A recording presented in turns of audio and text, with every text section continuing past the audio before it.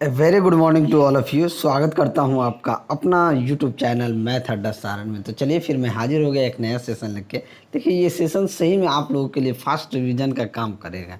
ठीक है, आज हम करने वाले हैं एसके झा सर का जो ग्रुप डी का वॉल्यूम 2 आया है उसका जीके और जीएस का प्रैक्टिस सेट 3 करने वाले हैं।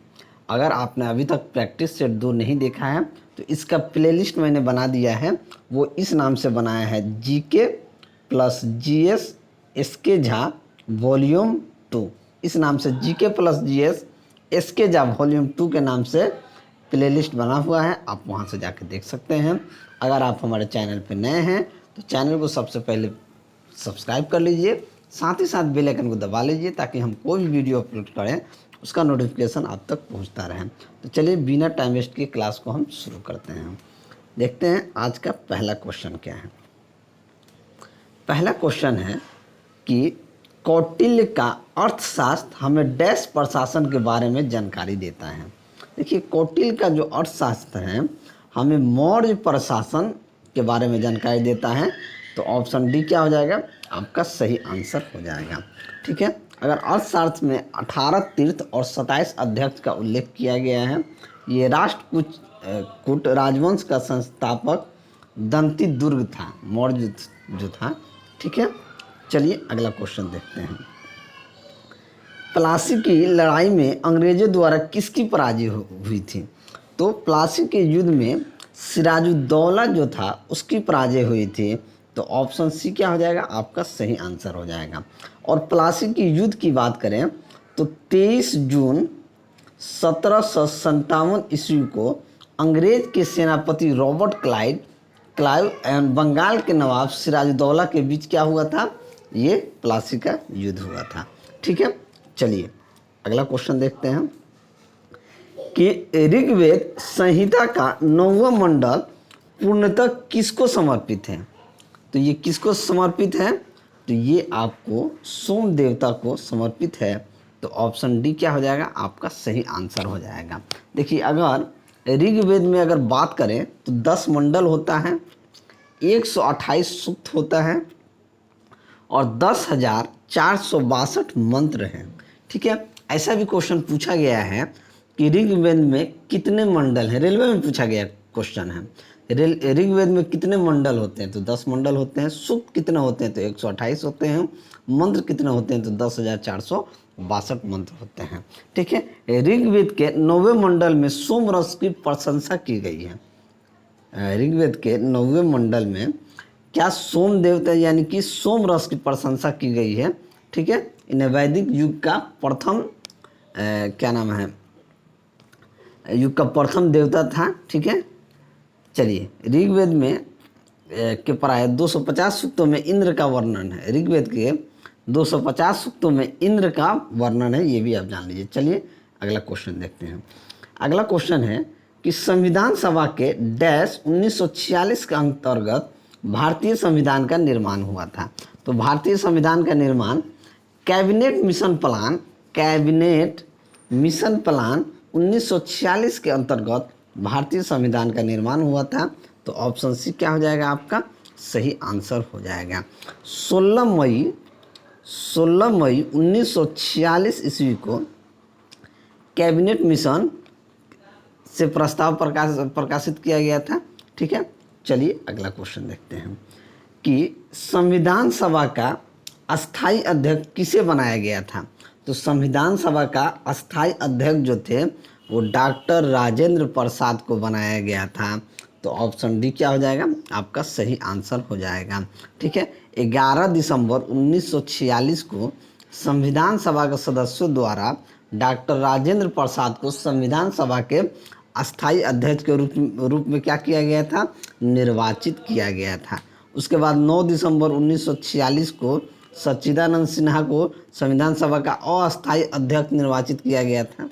अस्थाई, ये भी याद रखिएगा, ये तो अस्थाई पूछ रहा है, अस्थाई पूछता तो 9 दिसंबर 1946 ईस्वी को सच्चिदानंद सिन्हा को अस्थाई रूप संविधान सभा का अध्यक्ष बनाया गया था। चलिए अगला क्वेश्चन देखते हैं कि न्यायालय के प्रारंभिक क्षेत्राधिकार से क्या तात्पर्य है। तो क्या तात्पर्य है, तो इससे ये तात्पर्य है कि पहली बार मामले की सुनवाई की योग्यता। न्यायालय के प्रारंभिक क्षेत्राधिकार से तात्पर्य है कि पहली बार मामले की सुनवाई का योग्यता। ठीक है, देखिए उच्चतम न्यायालय का गठन संबंधी प्रावधान अनुच्छेद 124 में दिया गया है। ठीक है, और अनुच्छेद 129 के तहत सर्वोच्च न्यायालय एक अभिलेख न्यायालय है। ठीक है, ये अनुच्छेद। चलिए अगला क्वेश्चन देखते हैं कि सिमलीपाल का वन्य जीवन अभ्यारण्य डैश में स्थित है। तो ये किस में स्थित है? तो ये आपको उड़ीसा में स्थित है। तो ऑप्शन बी क्या हो जाएगा? आपका सही आंसर हो जाएगा। देखिए अगर क्या नाम है अभ्यारण्य और राज्य की बात की जाए तो पेंच नेशनल पार्क कहाँ स्थित है? महाराष्ट्र राज्य में।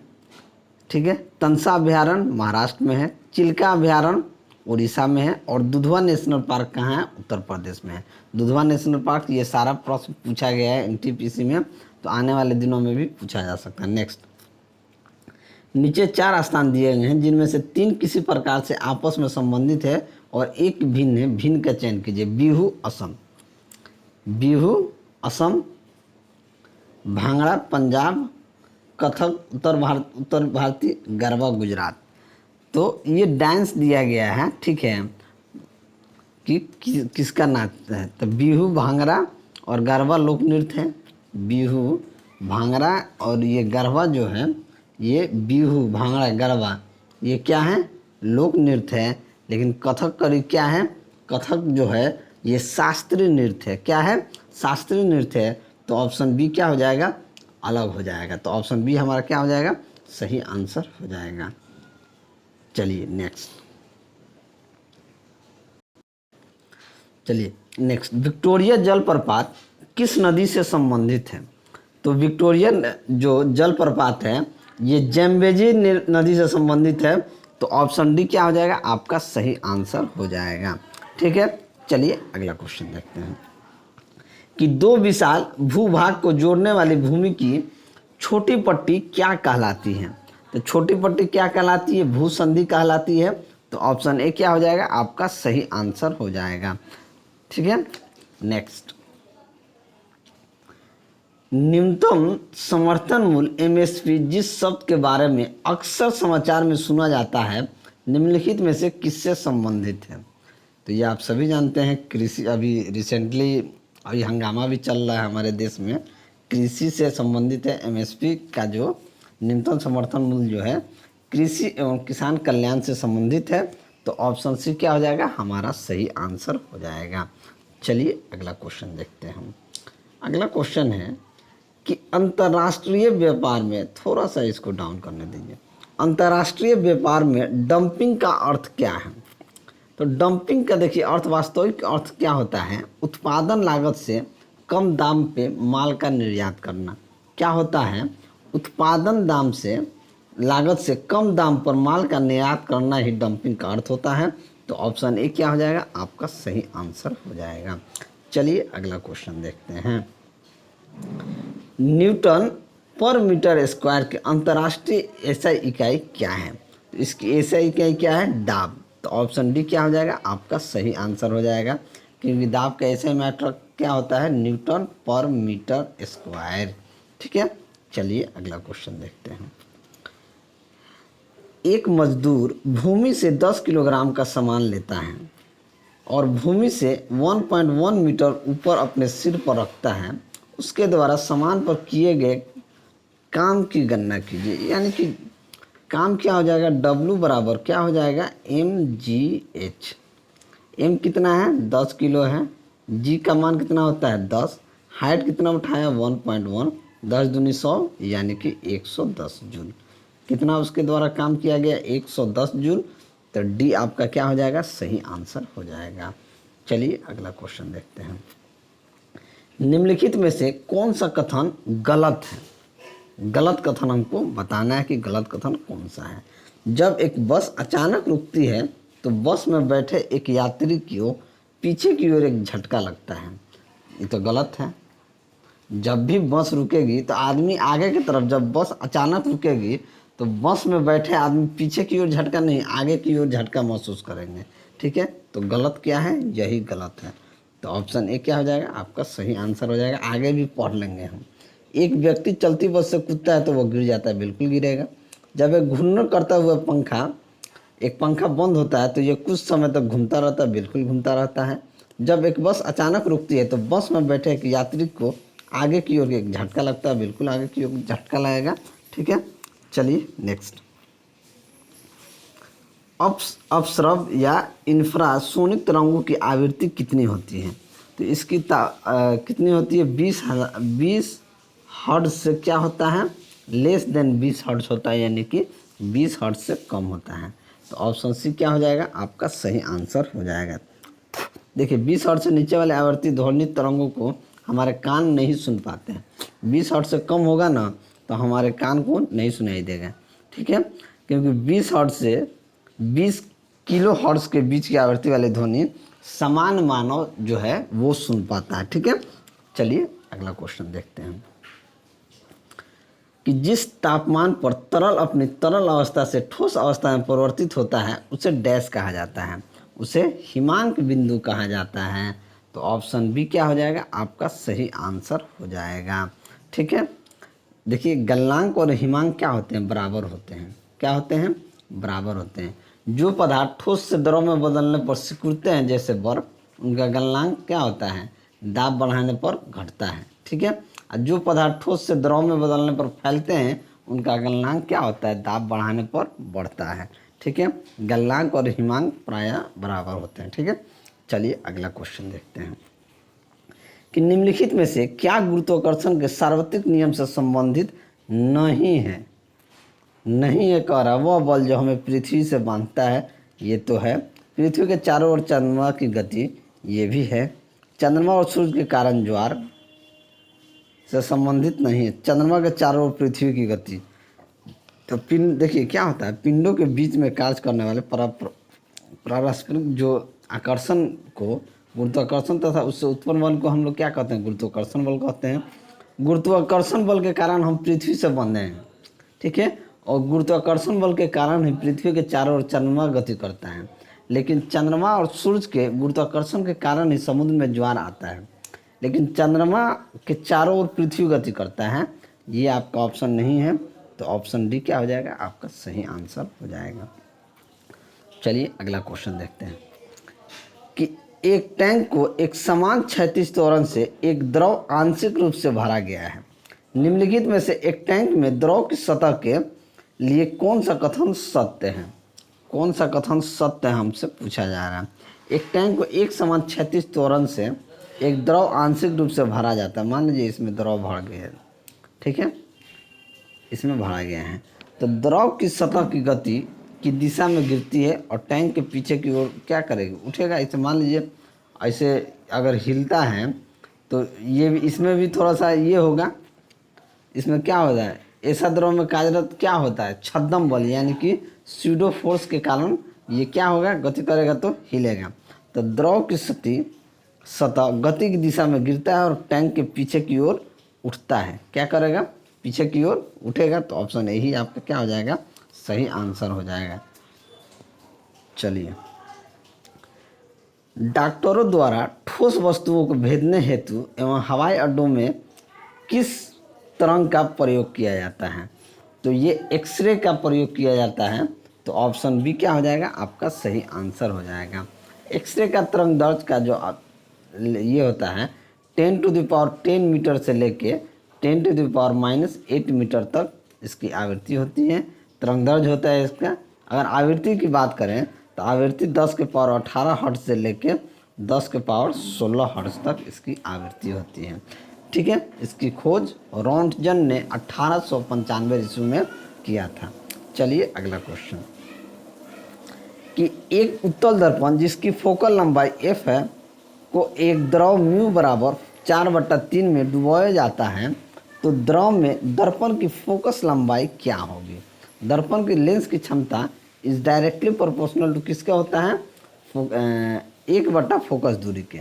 ठीक है, जब अगर हम म्यू बराबर 4/3 है, ठीक है, तो जब म्यू 4/3 है तो फोकस दूरी बढ़ाने पर क्या हो जाएगा, म्यू क्या हो जाएगा 4/3 हो जाएगा।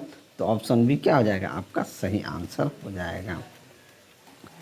चलिए अगला क्वेश्चन देखते हैं कि परावर्तित किरणों के वास्तविक प्रतिच्छेदन द्वारा निर्मित प्रतिबिंब जो हम स्क्रीन पर देखते हैं क्या होता है, डैश होता है। ये वास्तविक होता है। जब परावर्तित किरणों के वास्तविक प्रतिच्छेदन द्वारा निर्मित जो होता है वो क्या होता है, वास्तविक होता है। तो ऑप्शन डी क्या हो जाएगा आपका सही आंसर हो जाएगा। अगला क्वेश्चन देखते हैं कि 12 वोल्ट का विभवांतर होने वाले दो बिंदुओं के बीच किया गया कार्य 36 जूल है। उन बिंदुओं के बीच बहने वाला विद्युत आवेश क्या होगा। वोल्टेज यहाँ पे कितना दिया है 12, ठीक है। W बराबर दिया है कि 36 जूल, 36 जूल दिया है। तो Q बहने वाले विद्युत आवेश Q पूछ रहा है। तो Q बराबर क्या होता है W/V, यानी कि 36/12, 36/12 यानी कि 3 कूलाम। तो ऑप्शन सी क्या हो जाएगा आपका सही आंसर हो जाएगा। नेक्स्ट, कैल्शियम का परमाणु द्रव्यमान कितना होता है। तो कैल्शियम का परमाणु द्रव्यमान होता है 40।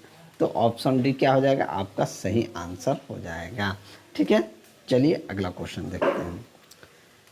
नाइट्रोजन के परमाणु में उपस्थित न्यूट्रॉनों की संख्या कितनी होगी।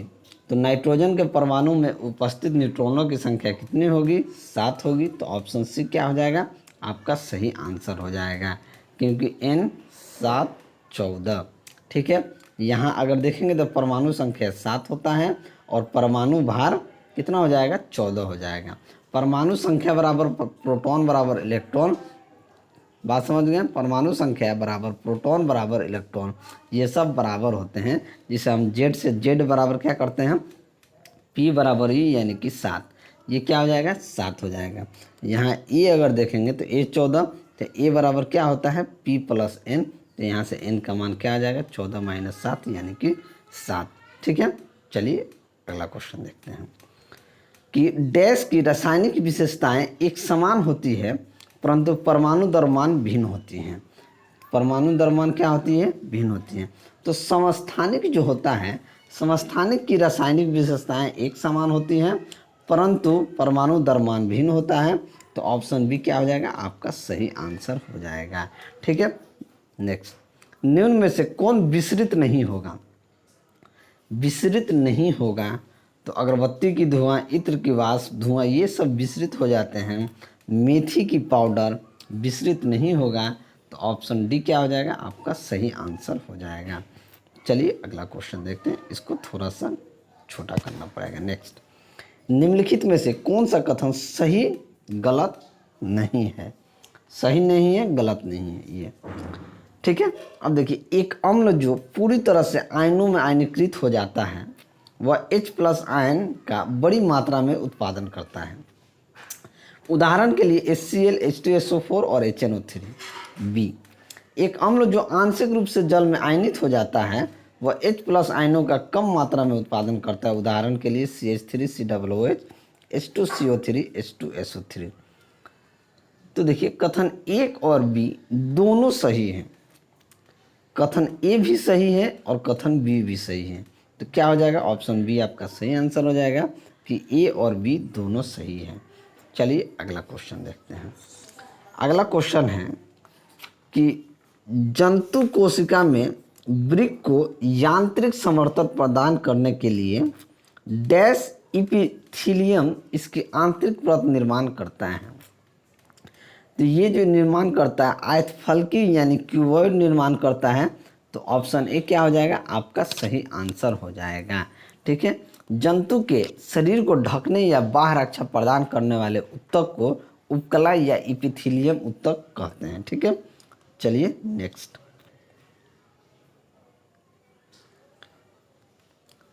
थोड़ा सा डाउन, कि एक वृक्ष की बाहरी संरक्षित परत होती है। एक वृक्ष की जो बाहरी संरक्षित परत होती है वो वल्कल कहलाती है। तो ऑप्शन सी क्या हो जाएगा आपका सही आंसर हो जाएगा। नेक्स्ट, निम्नलिखित जानवर में से कौन सा ट्रिप्लोब्लास्टी नहीं है। ट्रिप्लोब्लास्टी नहीं है कौन सा, जेलीफिश, एस्केरिस, केंचुआ, प्लानेरिया। तो जो नहीं, देखिए सबसे पहले ट्रिप्लोब्लास्ट क्या होता है? वे प्राणी जिनके विकसित भ्रूण में तृतीय भ्रूणीय स्तर मीसोडर्म होता है उसे त्रिस्तरीय या ट्रिप्लोब्लास्टिक कहते हैं। केवल दो भ्रूणीय स्तर एक्टोडर्म और एंडोडर्म होता है। तो जो जेलीफिश होता है इसमें ट्रिप्लोब्लास्टिन नहीं होता है। तो ऑप्शन ए क्या हो जाएगा? आपका सही आंसर हो जाएगा। नेक्स्ट देख लीजिए, भारत के जंगली जीवन के संदर्भ में उड़न लोमड़ी कौन है? तो उड़न लोमड़ी कौन है? तो उड़न लोमड़ी जो होता है वो एक चमगादड़ होता है। तो ऑप्शन डी क्या हो जाएगा? आपका सही आंसर हो जाएगा। चमगादड़ जिसका सिर लोमड़ी जैसा प्रतीत होता है, उसका सर जो है लोमड़ी जैसा प्रतीत होता है और शरीर 20 से 25 सेंटीमीटर लंबा होता है और बाल क्या होते हैं? काले होते हैं। तो वो चमगादड़। ठीक है, चलिए अगला क्वेश्चन देखते हैं कि मानव पाचन तंत्र में डैश से पित्त का स्त्राव होता है। तो मानव पाचन तंत्र में यकृत से पित्त का स्त्राव होता है। तो ऑप्शन ए क्या हो जाएगा? आपका सही आंसर हो जाएगा। यकृत मानव शरीर के सबसे बड़ी ग्रंथि होती है। यकृत जो होता है पित्त रस का स्त्रावन करता है। इसकी प्रकृति क्या होती है? क्षारीय होती है। नेक्स्ट, वह विकल्प चुने जो संवहनी तंत्र के संदर्भ में सत्य नहीं है। सत्य नहीं है ये पूछ रहे हैं। तो यह शरीर के वजन के लगभग 7 से 8% होता है। रक्त उच्च दबाव पर झटके से और तेजी से उनमें बहता है। रक्त को सामान्य जीवन धारा रिवर ऑफ लाइफ कहा जाता है या मानव का हृदय आकार एक बंद मुट्ठी जैसा होता है। तो सत्य नहीं है।